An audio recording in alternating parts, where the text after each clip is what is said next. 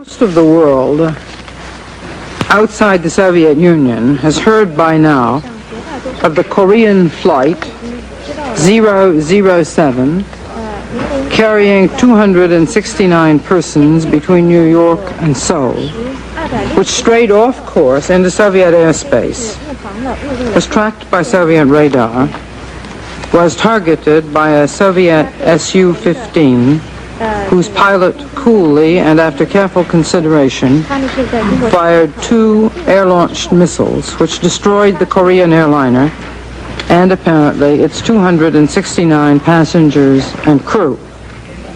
This calculated attack on a civilian airliner, unarmed, undefended, as civilian airliners always are, has shocked the world. The plane with 269 people on board was on a heavily traveled flight path from Anchorage, Alaska to Seoul, South Korea, called Red Route 20. For some reason, this flight strayed 300 miles off its course, heading straight for Seoul and flying over the sensitive Soviet military installation on Sakhalin Island. Then, to the horror of ground controllers, the pilot yelled out that all engines were out and the aircraft was falling. At first, the plane was reported missing, but then intercepted Soviet radio transmissions revealed the unthinkable had happened. The Soviets had tailed the distinctively shaped commercial jumbo jet for 2.5 hours and then shot it down. The cause of the tragedy remains a mystery at the bottom of the Sea of Japan, and all that remain are unanswered questions and the grief of relatives who rode a lonely ferry as close as they could to Soviet territory to say farewell to their loved ones.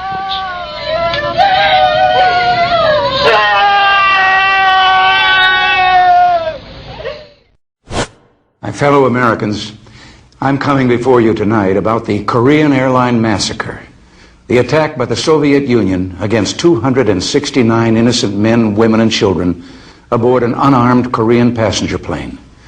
This crime against humanity must never be forgotten, here or throughout the world. Let me state as plainly as I can, there was absolutely no justification, either legal or moral, for what the Soviets did. Despite the savagery of their crime, the universal reaction against it, and the evidence of their complicity, the Soviets still refuse to tell the truth. They have persistently refused to admit that their pilot fired on the Korean aircraft. Indeed, they've not even told their own people that a plane was shot down. They deny the deed, but in their conflicting and misleading protestations, the Soviets reveal that, yes, shooting down a plane, even one with hundreds of innocent men, women, children, and babies, is a part of their normal procedure if that plane is in what they claim as their airspace. Welcome, my friends, to episode 187 of the Corbett Report, Crashes of Convenience, KAL 007. Now, what you've just been listening to are actual news reports and other coverage from the time of the downing of Korean Airlines Flight 007 in Russian waters or international waters just off the coast of Sakhalin Island. The younger members of the audience especially, and even some of the older, may be forgiven for not knowing of or not remembering the story of KAL Flight 007, because it has been an awful long time, and unlike some of the other spectacular plane crashes of recent decades and considerable events of the Cold War, this is one that is not generally brought up anymore, and it's an incredibly important event in Cold War relations between the US and the USSR that no one really seems to talk about at these days, and which has received very little attention over the course of the past decade. But just to refresh our memories and make sure that we're all on the same page with some basic facts about what actually happened, or what is claimed to have actually happened, let's start by constructing the official narrative of the KAL 007 flight, and we'll turn to the usual sources for the official story. So let's turn to that bastion of truthiness, Wikipedia. Quote, Korean Airlines Flight 007 was a Korean Airlines civilian airliner that was shot down by Soviet interceptors on the 1st of September 1983 over the Sea of Japan near Monoran Island just west of Sakhalin Island. All 269 passengers and crew aboard were killed, including Lawrence McDonald, a sitting member of the United States Congress. The aircraft was en route from New York City to Seoul via Anchorage when it strayed into prohibited Soviet airspace around the time of a planned missile test. The Soviet Union initially denied knowledge of the incident, but later admitted shooting the aircraft down, claiming that it was on a spy mission. The Politburo said it was a deliberate provocation by the United States to test the Soviet Union's military preparedness or even to provoke a war. The United States accused the Soviet Union of obstructing search and rescue operations. The Soviet military suppressed evidence sought by the International Civilian Aviation Organization, ICAO, investigation, notably the flight data recorders, which were eventually released 8 years later after the collapse of the Soviet Union. The incident was one of the tensest moments of the Cold War and resulted in an escalation of anti-Soviet sentiment, particularly in the United States. The opposing points of view on the incident were never fully resolved. Consequently, several groups continue to dispute official reports and offer alternative theories of the event. The subsequent release of transcripts and flight recorders by the Russian Federation has addressed some details. As a result of the incident, the United States altered tracking procedures for aircraft departing Alaska, while the interface of the autopilot used on airliners was redesigned to make it more ergonomic.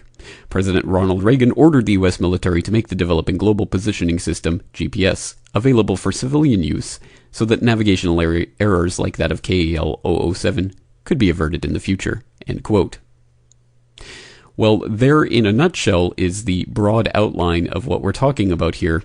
A flight of a 747 carrying 269 passengers that was en route from New York to Seoul, South Korea via Anchorage, and somehow or other managed to stray into Soviet airspace where it was eventually shot down. Very interesting, and so we can get a little bit more information about the technical details of this. I'll, of course, include a link to the ICAO investigation report from 1993.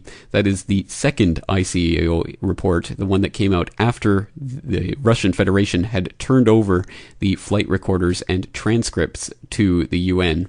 And that was, of course, an integral piece of the puzzle, or at least another piece of the puzzle that could help the researchers to put together a report worth reading, or one would assume. But I can't tell you exactly because I can't provide a direct link to the actual report itself. I have not been able to actually locate that anywhere online, so if anyone knows of an actual link to the actual ICAO report from 1993 about the KAL-007 downing, I would love to read it, so please contact me through the contact form on corbettreport.com. But in the meantime, I will give you the link to the news release of the ICAO Completes Fact-Finding Investigation from August of 1993. And it's talking about their investigation of the flight and what they were able to discover given the new information that came to light in the early 1990s. So, having said all of that, that's sort of the brief synopsis of what's going on, but why listen to that and read dry transcripts and reports from ICAO and other bodies when we could listen to the sensationalized, dramatic, ridiculous Discovery Channel infotainment documentary on the issue? To understand the complex factors behind the downing of KAL-007, we must first set the scene. In 1983, tensions between the United States and the Soviet Union were near an all-time high. President Ronald Reagan had declared the Soviet Union the evil empire, and the two great superpowers were engaged in a dangerous game of brinksmanship. On September 1st, the game turned deadly. 1 a.m. After stopping to refuel in Anchorage, Alaska, Korean Airlines Flight 007 departs on the second leg of its flight from New York to Seoul, Korea. The shortest route to Seoul would have taken the jet over Soviet territory. But due to the tension between the Soviet Union and the U.S., commercial aircraft routinely flew just outside the border of the vast USSR. 10 minutes after departing Anchorage, KAL-007 starts drifting off course. 80 minutes later, the plane is no longer in contact with Alaska's air traffic control and is following an entirely new path. It is heading straight for the Soviet military base on Kamchatka Peninsula. KAL-007 is now out of range of any of the North Pacific radio beacons. The plane misses its first checkpoint, designated Bethel. After it passed Bethel, which it missed by only 12 miles, was not really enough to give the radar controllers, even had they been watching, much of a heads up. There are no more beacons on the entire North Pacific route until you get to Japan. Kamchatka Peninsula is home to several important Soviet military installations. As KAL-007 approaches Kamchatka, the Soviet Air Defense orders fighter jets to intercept the airplane. 32 minutes later, however, Flight 007 crosses Kamchatka and re-enters international airspace. Soviet Air Defense tracks the airliner as it continues on a southwest heading.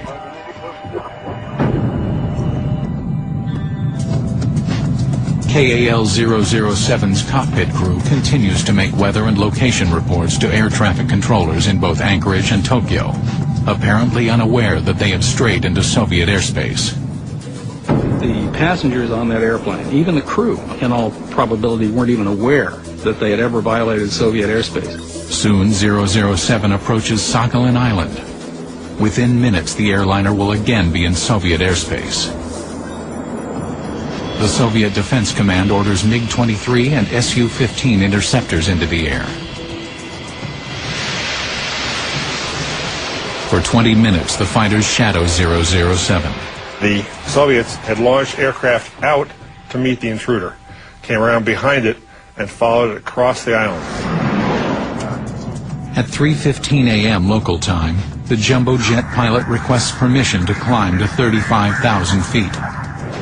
3 minutes later, Su-15 pilot Lieutenant Colonel Gennady Osipovich receives orders to destroy the aircraft.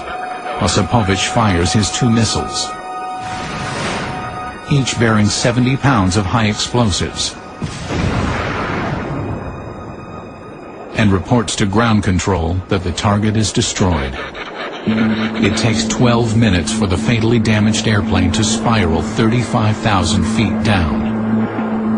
KAL-007 crashes into the Sea of Okhotsk, just north of Monoran Island, 350 nautical miles off course.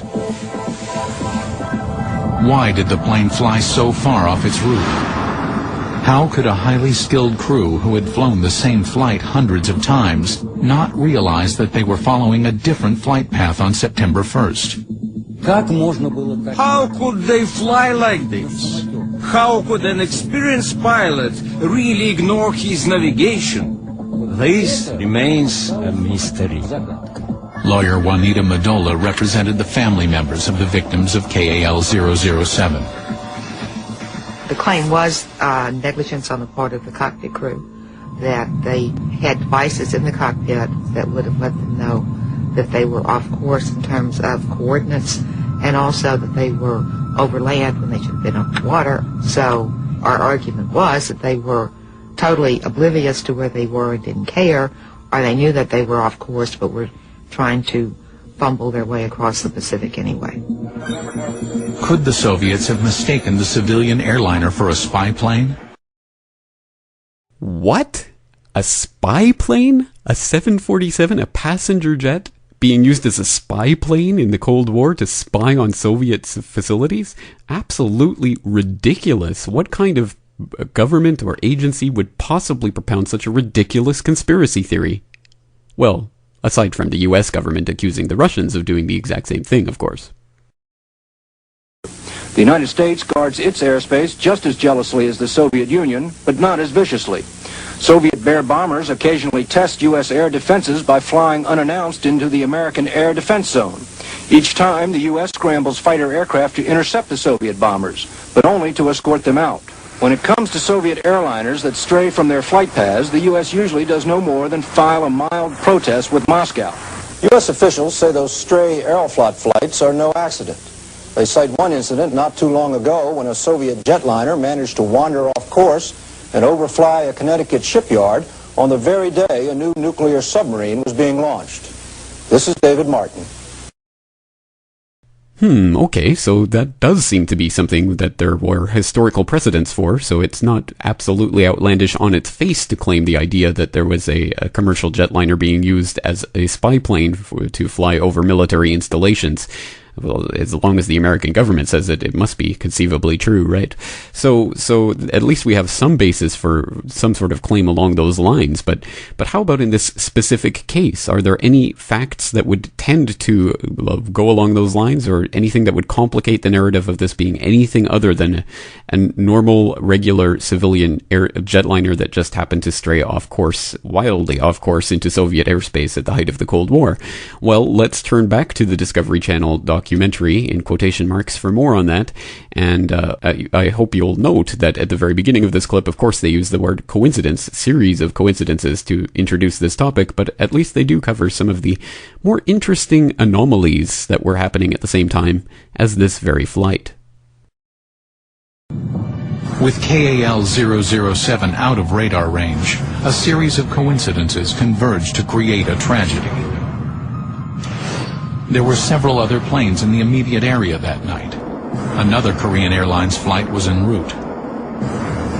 In addition, 75 miles away, an RC-135, an American spy plane, was monitoring secret Soviet missile tests. The RC-135 is a converted Boeing 707, which has a similar configuration to a 747, but it is much smaller. These military spy planes would fly figure eights in and out of Soviet airspace, listening to Soviet communications and collecting data. The Soviets knew all about these kinds of missions because they were routine, they've been flown many times, and Soviet pilots had scrambled to actually chase down and often wave to some of these aircraft. Every airline had been warned that to intrude over Soviet territory could result in a possible attack. The whole area is militarized. So to have an airliner coming across this area, even by accident, set them up for this disaster. The stakes were raised even higher by the risky game of cat and mouse being played between the USSR and the United States. It was common practice in those days for the U.S. To use RC-135s to tease the Soviets, mocking that they were going to penetrate their territory. They would fly toward their territory, and the Soviets would bring up their radars and send up fighters, and then the RC-135s would turn around.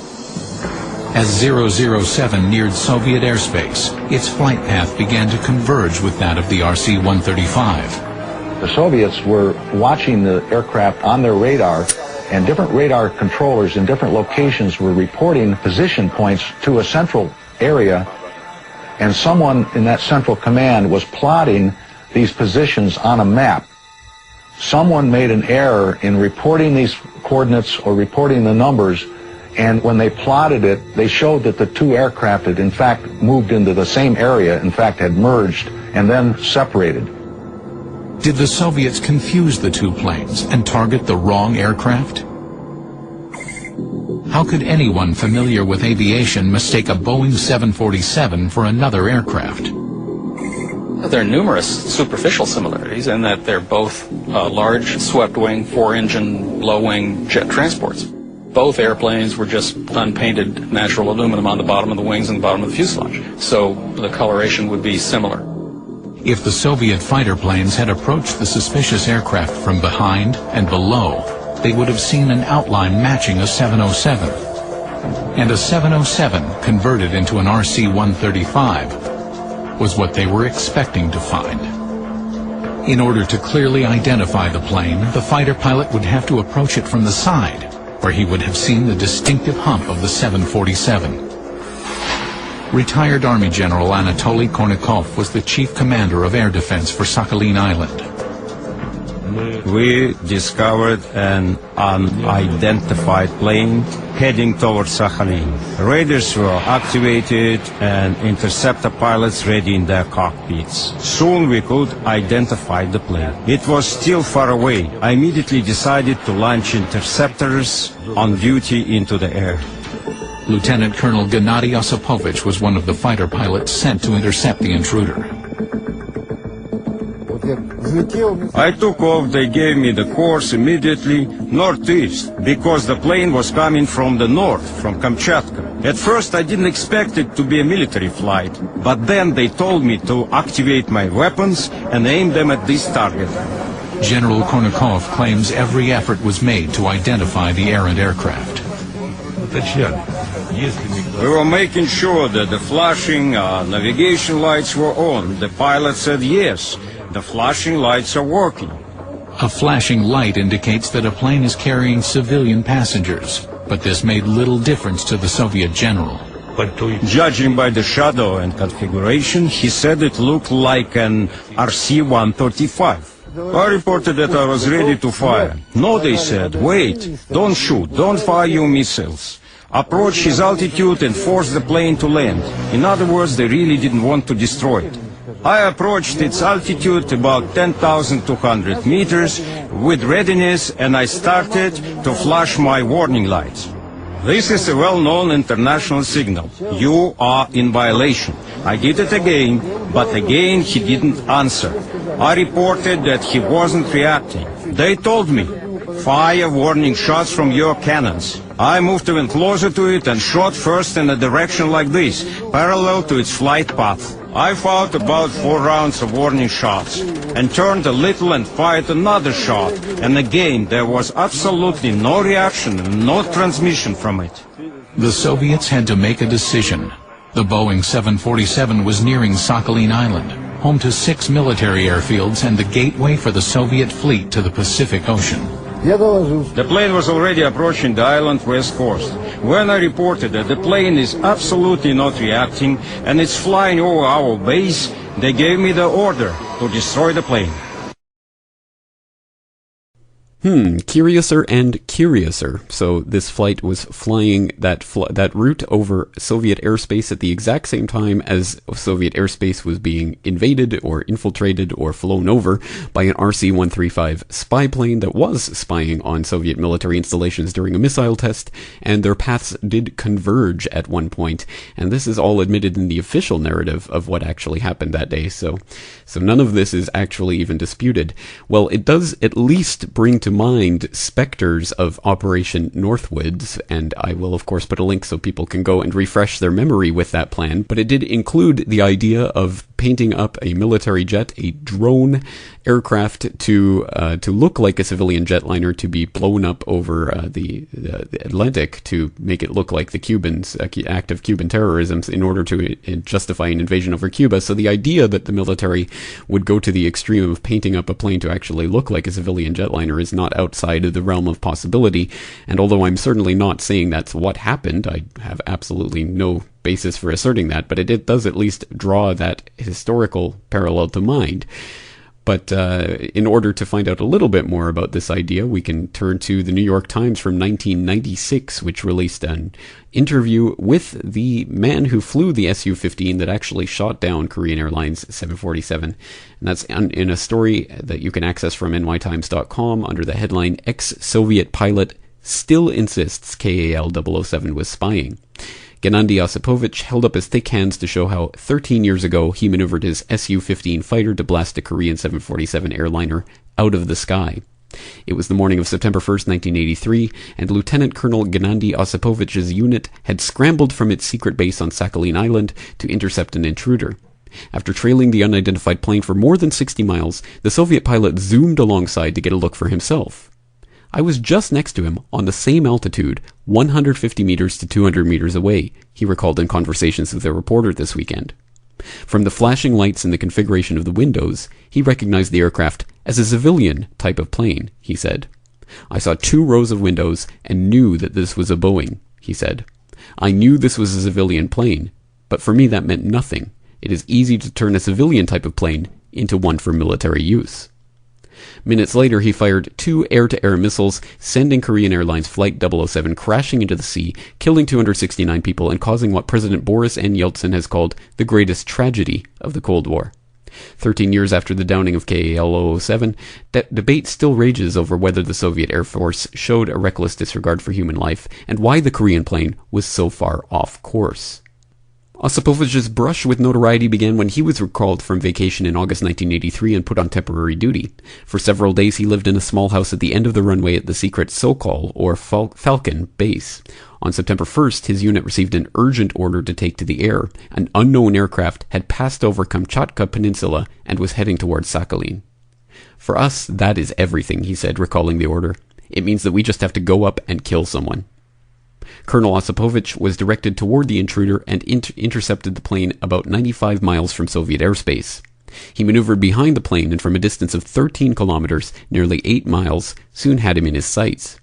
It was huge, he said. I saw everything, including the blinking lights on top and bottom. His first thought was that it was a Soviet transport plane being used to test the readiness of the air defense forces. I thought it was some kind of inspection because never before had I seen foreign planes fly with these blinking lights, he said. While American intelligence planes commonly flew along the Soviet periphery, Western commercial airliners never came close to the heavily militarized Soviet region, flying their passenger routes hundreds of miles away. Disputing reports that he urged his superiors to be cautious, Colonel Osipovich said he was prepared to shoot the plane down as soon as it crossed the border, and still regrets that he was not allowed to do so. I asked the ground what to do, he said. They got scared and told me to force him to land, and this was our big mistake. If the plane had crashed on Soviet territory, he said, the authorities would have recovered proof that it was on a spy mission. End quote.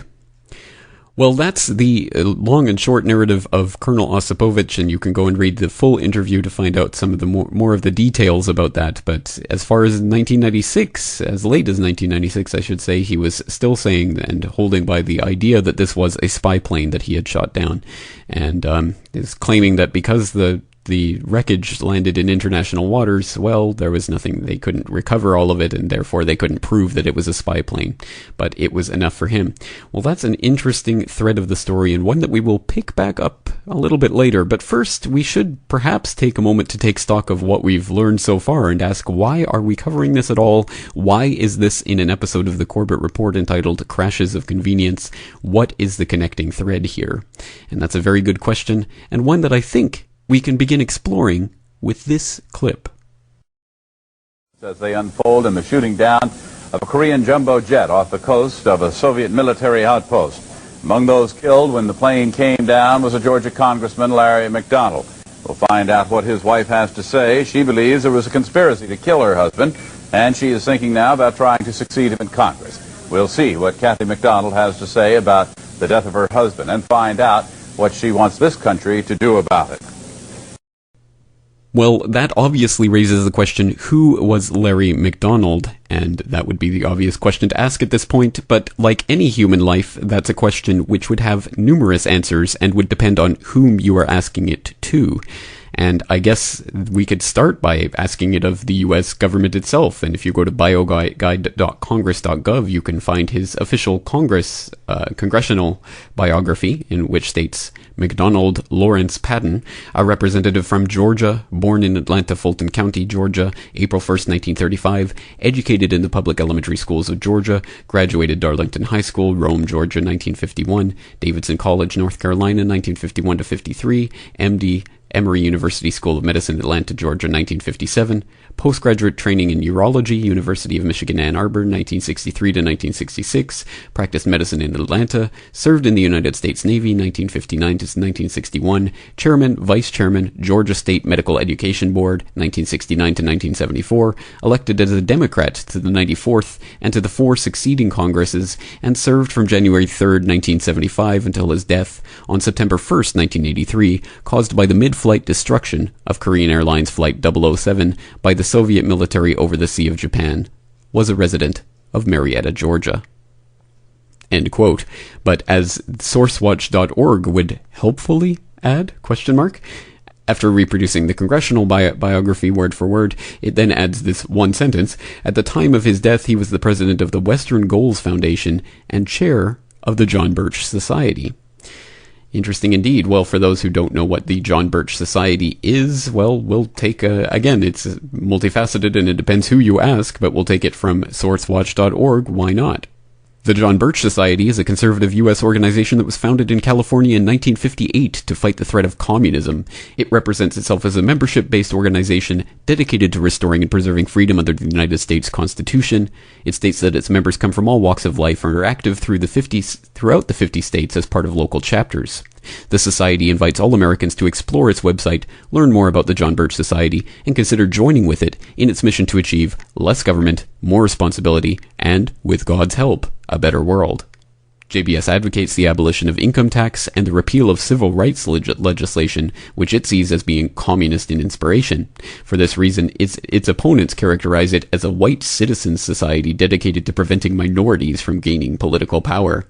At one time, the John Birch Society was very powerful, and members included prominent residents of California, including the Knott family. In their early days, Birchers shared a common ideology and some overlapping membership with Fred Schwartz and his California-based Christian anti-communism crusade, end quote. Well, that's one way of putting it, and that's the take of SourceWatch.org, which obviously has its own agenda to promote, and I'm not pronouncing on that agenda either way, but at any rate, that's their description of the John Birch Society, and in other places you would get other descriptions. So I myself am certainly not a member of John Birch Society, nor do I promote them or their work or commend you to them necessarily, but not having said that, they have produced some very, very important and very helpful work along the lines of what the Corbett Report does, which is trying to expose the international and internationalist organizations which have been and continue to be, and presumably will continue to, infiltrate and take over the very mechanisms of national governments, which they will then use to work towards the idea of a one world government, identified by the John Birch Society for decades as the New World Order, something that, in fact, in many ways seems quite prescient right now.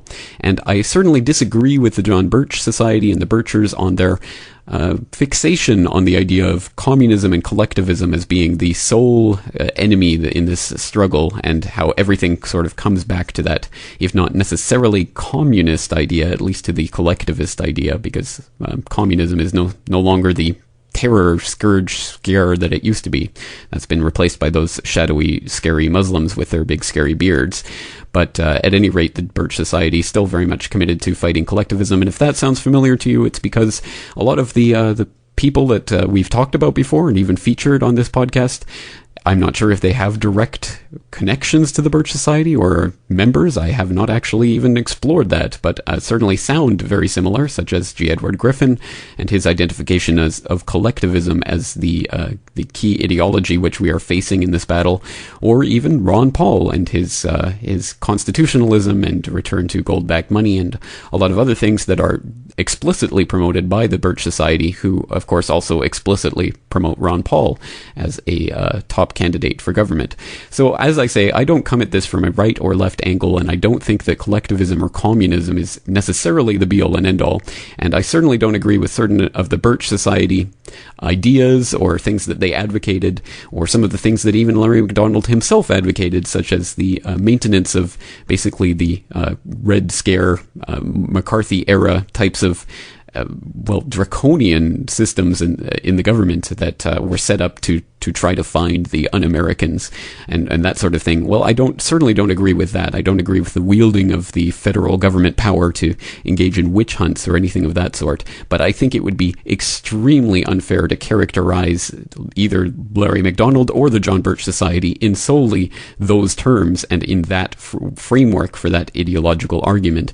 So in an effort to be much more open to the facts of this investigation, rather than just relying on the ways that various other organizations have portrayed the Birchers or McDonald, let's actually turn to a clip of Larry McDonald on Crossfire, that mainstay of CNN political commentary from the left and the right side of the political spectrum that Timothy Leary once famously remarked was like watching the left side of the CIA debating the right side of the CIA, which is particularly humorous because, of course, Timothy Leary was eventually also revealed to be CIA. So take that for what you will. But at any rate, here is an appearance of Larry McDonald on Crossfire from 1983, shortly before the downing of KAL 007, in which he talks about his views. I wanted to play just an excerpt from this to give a representative idea of some of the views discussed, but I found the entire argument and conversation between Larry McDonald and Pat Buchanan and Tom Braden to be just too fascinating to excerpt. So although the sound quality is not ideal, and I apologize in advance, this is obviously a transfer from an old videotape, so there is significant buzzing. I hope you can turn up your player of choice and will be able to hear this, because it is an interesting debate. Of course, you can also go and look at the video on Google Video. I'll provide the link in the documentation at corbettreport.com. But let's listen to this. It's Larry McDonald and Pat Buchanan and Tom Braden, talking about the rather prescient ideas of Larry McDonald back in the 1980s, trying to get the word out about the New World Order. Well, you heard then, I want to get to the point why the John Birch Society is differentiated from other New Right organizations. You can say Conservative Caucus or NICPAC or Conservative Digest, and people say yes, no, but you say the Birch Society and there's a recoil, even among conservatives who will say, no, don't call me a member of the Birch Society. Now, why is that? Is that partly due to the fact that Bill Buckley's National Review, I think around 1964, read the Birch Society out of the conservative movement? Have you recovered from that? Well, I think Bill Buckley founded ACU in '65 partly to do that.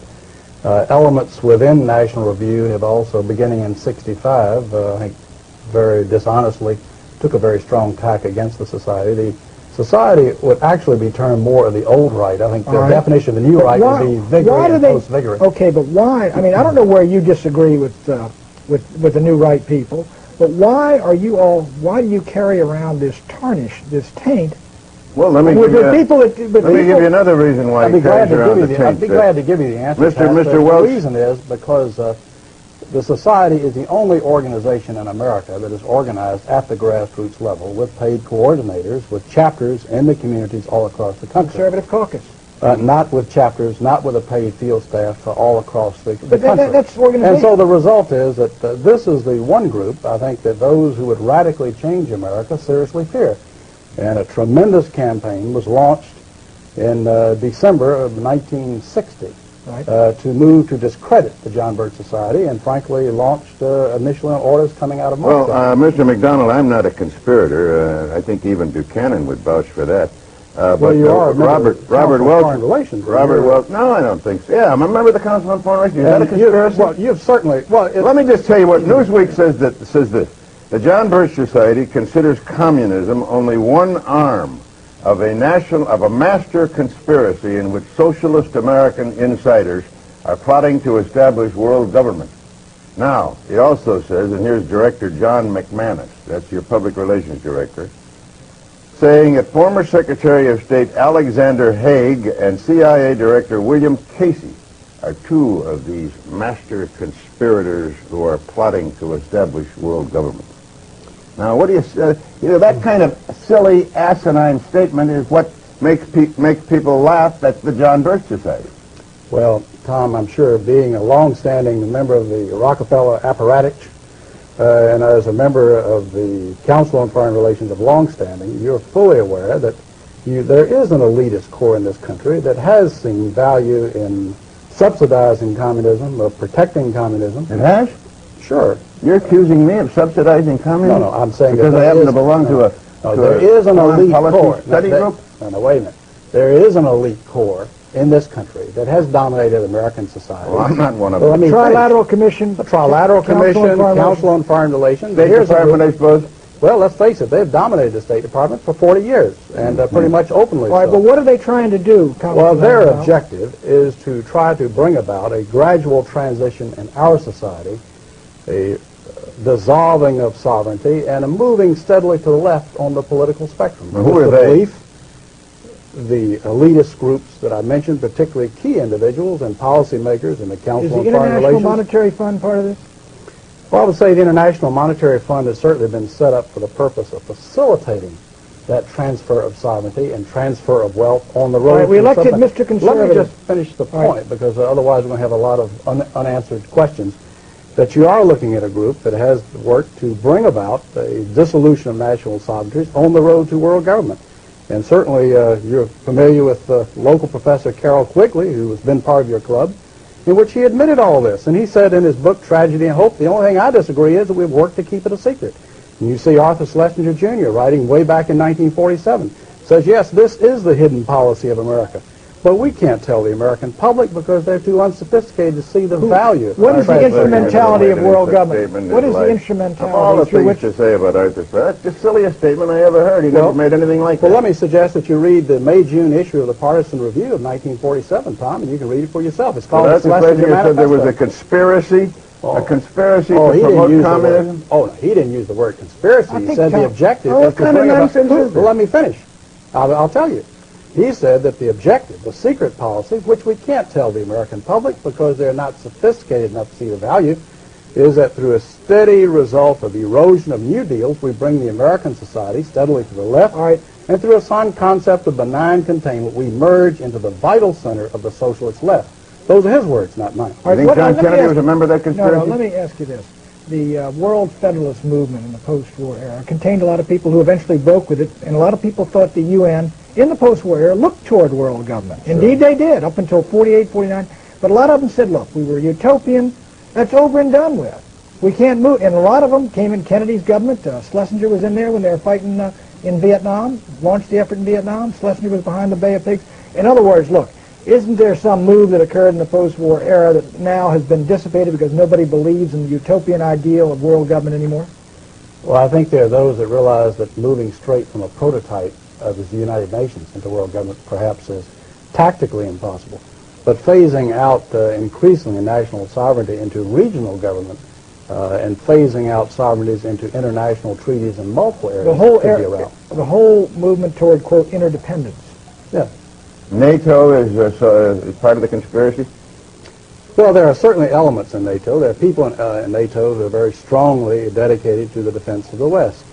But at the same time, you find in NATO a steady dissolution. You find a growing weakness as a NATO policy dominated by State Department policies that has not worked. Well, it's a regional grouping, and I think, therefore, it may be suspect by the John Birch Society. We're talking with Congressman Larry McDonnell, who has recently been elevated, I guess, to chairmanship of the John Birch Society, succeeding Robert Welsh. We'll be back in a minute.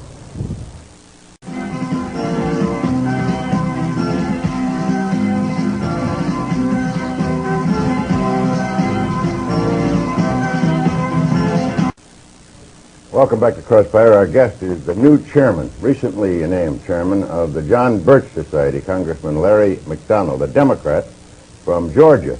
Mr. McDonnell, your predecessor believed that the PTA was too left-wing and that the John Birch Society at one time tried to infiltrate it, or so he said. He used the word infiltrate. Is that part of your program now? Well, I think when the PTA comes out in its program for the test ban treaty, and when the PTA comes out for gun control, it comes out for obviously national legislative programs that have been linked with liberaldom, having nothing to do with education of our children. I think many people are wondering what in the world is the PTA doing, and that includes members of the John Birch Society. Well, I wonder about you. I wonder about you. I looked you up. You're the biggest joiner that I've ever seen in the world. You belong, as I counted them, to 67 organizations, among which are the National Rifle Association, the American Pistol and Revolver Association, the Committee for the Right to Keep and Bear Arms, the Second Amendment Foundation, and the Citizens Committee for the Right to Keep and Bear Arms. Well, Tom, I think there's a real drive in this country to try to destroy the realization of our citizens that they have a fundamental constitutional right to keep and bear arms as the Constitution allows.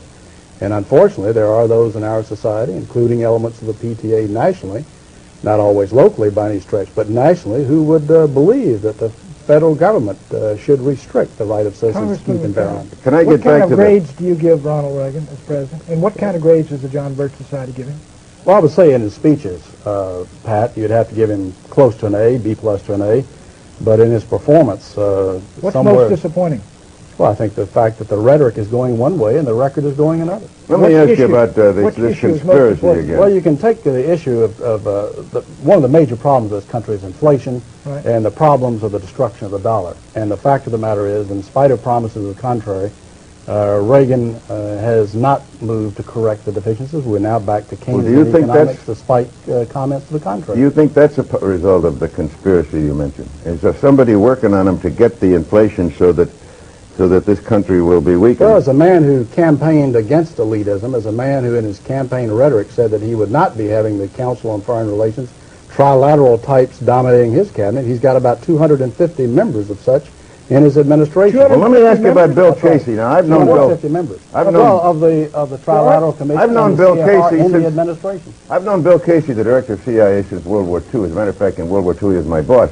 Now, your public relations director, the John Birch Society, says that Bill Casey is a part of this conspiracy that's trying to bring about world government. Before he became CIA, one of his big jobs was aiding in the transfer of technology and goods and so forth to the Soviet Union, helping the Kama River Project, the Export-Import Bank, helping to finance these Is things. the Export-Import Bank part of the conspiracy? I think the I'm whole trying to get drive, the boundaries of this that conspiracy. the fact that the American people have been tapped steadily, especially since World War II, to finance their enemies and to have the massive technology transfer to those who I were agree doing with it. you. You know that from the Braden Doctrine in the agency, which you're very familiar with, and the feeling that we must somehow subsidize the, quote, non-communist left. That's among our so-called allies. Braden was And in subsidizing country the after country, non-communist left? that turned out to be the communists, the crypto-communists masquerading Yeah, as that's the non-communist left. Mr. Mitterrand, who has taken the strongest position against the Russians of any Western European. Well, leader. he was about to lose everything at the polls, and he had to show some sign.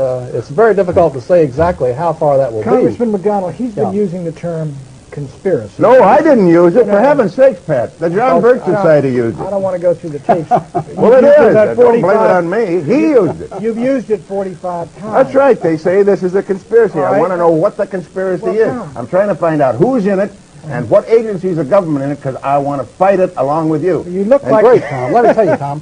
You tell me, you know, how can I join the John My Birch question Society? has been Well, gosh, forgotten. Tom, you got no problem at all. All you need to do is write a letter to the John Birch Society, Belmont, Massachusetts, 02178, and tell them that you would like to purchase for $2 a copy of the Blue Book. Tom, you read it, and I think if you're a dedicated American, you will agree with every word. Then you get in touch with me, and we may even sign you up. Yeah, but it says here in one of your publications, not just anyone can be a Bircher. Now, how I said can I not be a just Bircher? anyone.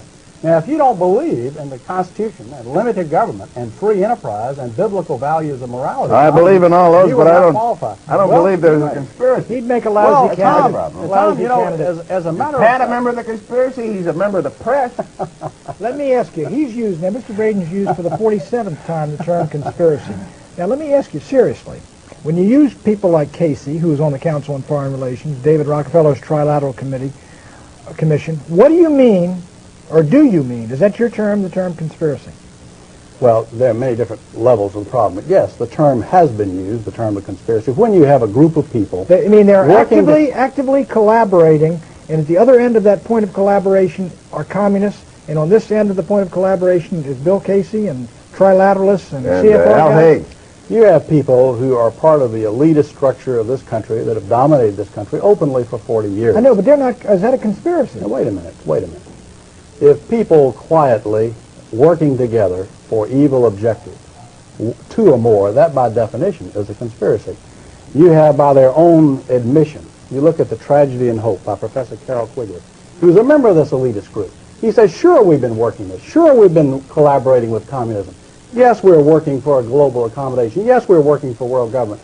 The only thing I object to is that we have kept it a secret. And I think we've gone so far along, we should come out and say, I'll bet you "All right, let's start $1.50 security." that Bill Casey doesn't know who Professor Quigley is. I don't. He's at Georgetown a number of years ago. He died a couple of years ago, and he wrote The Tragedy and Hope. He's a very noted member of your club, Tom. Tom, you've got to broaden your reading a little That's right. bit. You've really got to... What I ought to do is read more about conspiracies, and that's why I'm interested in what Well, I'll Mr. tell you McConnell what says you ought to about it. do is go back and look at your founder, Edward Mandell House, because he wrote the book Philip Drew Administrator, and in this, Colonel House said that what he envisioned for the world was a world government along socialist lines as envisioned by Karl Marx. Now, that's your leader, now, Tom, so you got to go back to the beginning. Well, his and see leader what was the book- Woodrow Wilson. Do you think he was a communist? No, I think Woodrow Wilson was his follower. I think Edward Mandell House dominated Wilson, not the other way around. Mm-hmm. And so Edward Mandell House, that was, we ought to make that clear. He was Colonel President Wilson's principal Alter advisor. ego, that's correct. Yeah. So he is the real villain from which all these conspiracies. No. He is a Defend. major figure, Tom, but there has been, unfortunately, in the West, an element. There are good members in the Council on Foreign Relations, dedicated, patriotic people. You've had Sproul Braden, who was a member of the Council of the Birch Society. Bill Buckley's a and member. Council on Foreign Relations. You've got some dedicated people, but the driving forces have very clearly been willing to collaborate, subsidize, work for technology transfer for what they feel is some type of an accommodation and merger. And I submit this would be a disaster for the American Republic. Are there any in Congress? Sure. Our guest has been Congressman Larry McDonnell of the John Birch Society. He's the new chairman. He's succeeded Robert Welsh, who has stepped down, as I understand it. That's correct? He's been sort of promoted to chairman He's been emeritus. promoted chairman emeritus and founder, and Tom Braden and I will be back with final comments in a moment.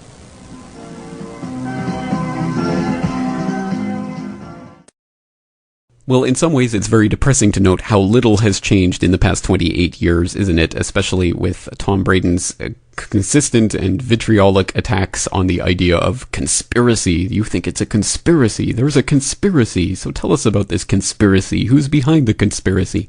At least Pat Buchanan does point out the fact that that Pat Braden had used that term about, 40 plus times during that 15-minute conversation. So there was definitely the concerted tactic to insert that CIA-invented phrase conspiracy theory into the conversation.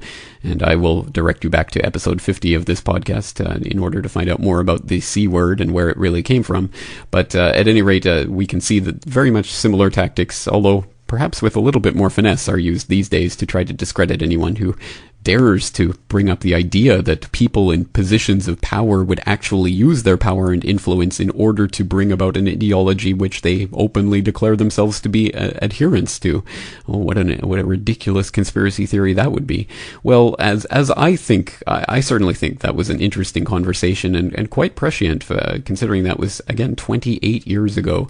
So certainly Larry McDonald was seeing things that many people were not at the time, and it's easy to look back from our position today and criticize this or that aspect of Larry McDonald's take on it. But I think in order to assemble that type of worldview back 28 years ago, when access to information was so much more stifled, is at least somewhat impressive and worthy of some attention.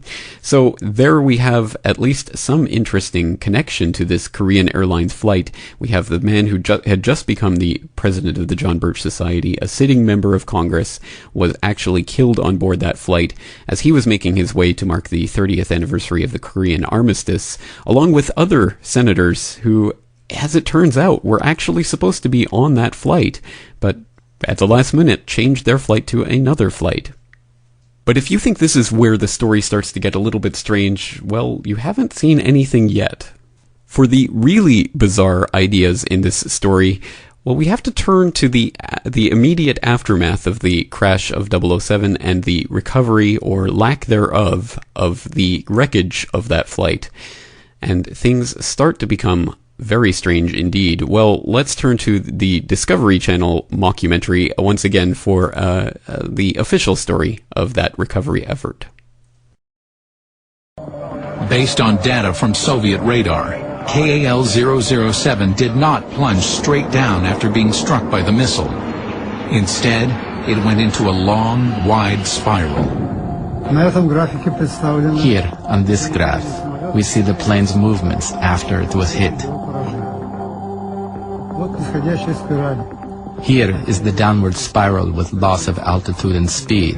With the spiral descent, the plane's fuselage skin started disintegrating. The debris was dispersed over the 5 to 7 kilometer radius. Adding to the mystery surrounding KAL-007 was the relative lack of debris found at the crash site. This led to accusations by the Soviets that KAL-007 was indeed a spy plane. To this day, General Konakov is skeptical that 007 was a civilian aircraft. I am still convinced there were no passengers on that plane, and I have grounds to think so. There were countercharges that the reason there were no bodies was that the Soviets had captured the passengers and were holding them as prisoners. So where were the remains? Submarine Captain Mikhail Gears piloted one of the submersibles involved in the recovery. We were actually looking for the Boeing, or what was left of it, and our main task was to recover the black boxes.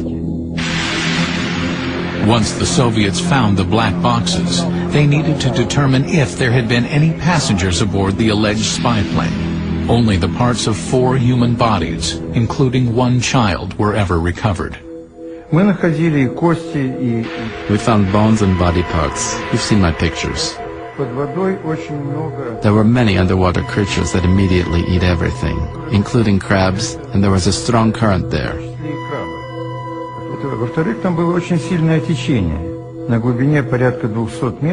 For a month, at a depth of over 200 meters, they were trying to fetch human remains from underneath a heap of plane debris. The remains were taken to the seashore, and doctors tried putting body parts together to determine how many people there were. Identifying the bodies was impossible. In fact, authorities were unable even to prove that the dismal remains were from KAL-007.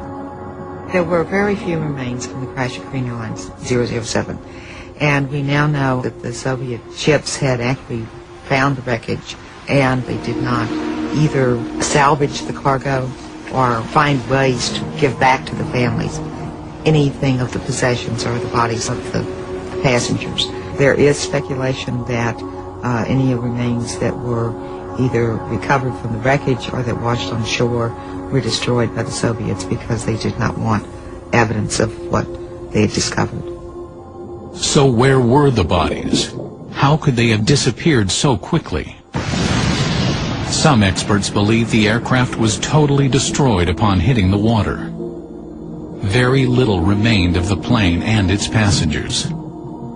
If the wreckage is seriously torn apart and just in small pieces, we'd have to assume that it had a lot of airspeed and a lot of impact when it hit the water. Conversely, if the fuselage and other parts of the airplane are largely intact, then you'd have to assume a lesser impact, but still enough to kill everybody on the airplane. KAL-007 would have disintegrated upon crashing into the ocean, the same way as if it had impacted upon the ground. Still, many relatives of the victims believed that because there were so few remains, that there must have been survivors. There's still some family members who would like to believe that their loved one is alive, even if they're being held hostage in prison in Siberia. The fact that there were very few personal effects that were found means that there is no closure for the family members. They had no memorabilia of their loved one that they could bury and have a place to go grieve over. In 1993, Russian journalist Andrei Ilyich organized a second dive to the crash site to search for clues. He invited Mikhail Gears to help with the investigation. The main question still engendering myths is why no corpses were found. The task was to raise numbered parts of the plane and dissipate the ridiculous theories that this was the wrong plane and the Russians were hiding something. I retrieved the numbered parts so that we could send them to Boeing in Seattle and prove that they belong to that specific plane. Ilyich personally retrieved several items from the sea bottom which he believes proves that there were no survivors, that KAL-007 was utterly destroyed on impact. This is inflatable life jacket. You can see that it belonged to Korean Airlines. The passenger apparently didn't have time to put it on. It all happened very fast. We brought this up from the bottom during our expedition. It was held down by big metal parts, otherwise it would have floated up and been carried away by the current. But what about the human remains? We now know that the crash debris was quickly dispersed over the ocean floor by swift currents, scavengers, and time. Interesting, isn't it? Well, we were presented with a number of bold assertions in that few minutes of documentary, in which, there were some various facts presented, and we can easily check whether or not they were actually factually the case. And for example, we heard the woman saying that there were no personal items or memorabilia that were delivered by the Russians to the Japanese or handed over to the Americans or the Koreans from the wreckage, and that is actually not true. In late September of 1983, the Russians met with some Japanese representatives and actually handed over, among other things, some footwear, both single and paired. And the Japanese had also retrieved some footwear, and altogether it came to 213 men's, women's, and children's dress shoes, sandals, and sports shoes. So there were shoes of people. There were no people. There was no luggage recovered. There were pieces of wreckage recovered, but there was no baggage. There were no people. And the Discovery documentary basically says that the people were eaten up by scavengers like crabs, and and dispersed in a very short time. Well, very interesting. Well, the other major assertion there was the assertion attributed to experts who believe that the plane would have simply broken up, disintegrated when it hit the water, and that would explain the large dispersal of wreckage, and also why no bodies were recovered, because it was just too unimaginably horrific to imagine that anyone or anything could have survived in any form from such an amazing crash. Well, that's not necessarily the case, and one indication of that is the descent of KAL-007, which we know from the data that's been provided from the Russians to the ICAO. We know that the plane took 12 minutes to descend through the 35,000 feet to its final resting place in the ocean, and it took 12 minutes of a giant corkscrew turn that it was involved in. And apparently, according to the ICAO report, there would not have been a serious enough puncture of the cabin itself to entail complete decompression all at once. The passengers would have had time to have put on their oxygen masks, and therefore would have actually been conscious for the entire 12 minutes of descent. A rather horrifying thought.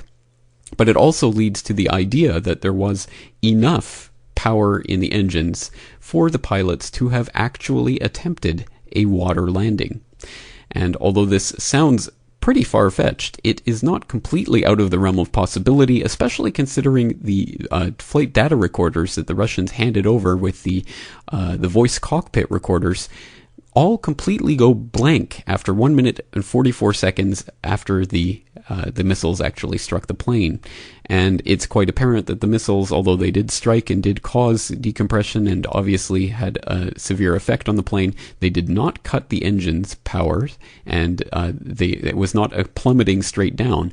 The plane began a slow descent, which to a certain extent the pilots were fighting against. So definitely it was not simply a case of this plane plummeting into the ocean all at once.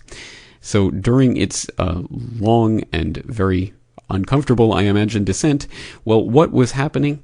Well, the pilots, to whatever extent they would have been able, would have been attempting to facilitate a water landing.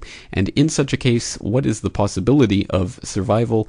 Well, as it turns out, in a planned water landing, under ideal conditions at any rate, as in not any sort of catastrophic thing or not something that's completely unplanned, the survival rate is actually, well, usually above zero. In fact, according to Wikipedia, in all cases where a passenger plane has undergone an intentional water landing or ditching, some or all of the occupants have survived.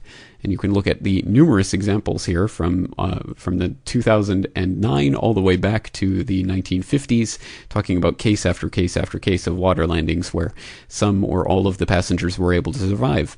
So although I'm certainly not saying that's what happened, it certainly could conceivably, in the realm of possibility, have happened. And from that, we have this rather interesting website. It's rescue007.org, and it is the product of a group of people who are working to, well, uncover the truth about 007, and they have their own ideas. And basically, this website is devoted to the idea that not only did the pilots manage to do a water landing of KAL-007, but that the passengers survived and were taken hostage by the Russians, who have been holding them ever since.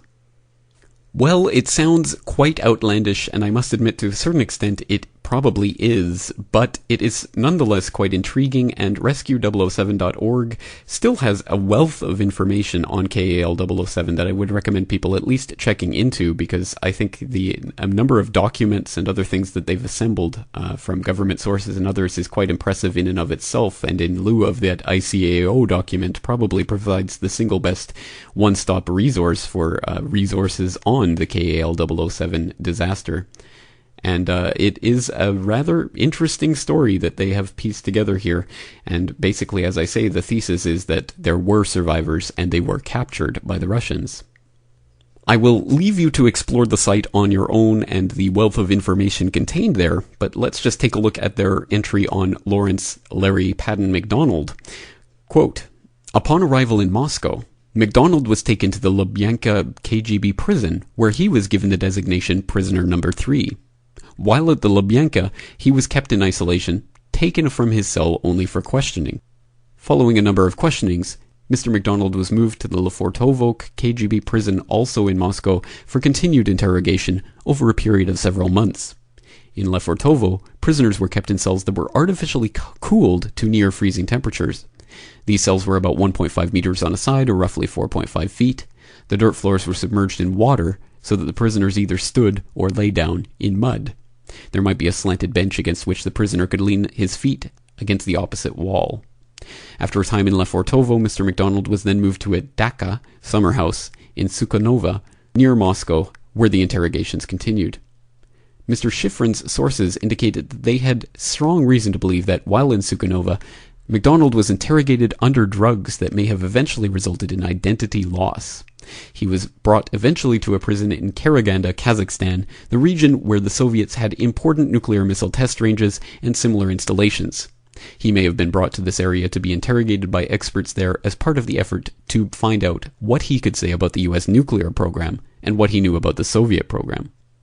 End quote.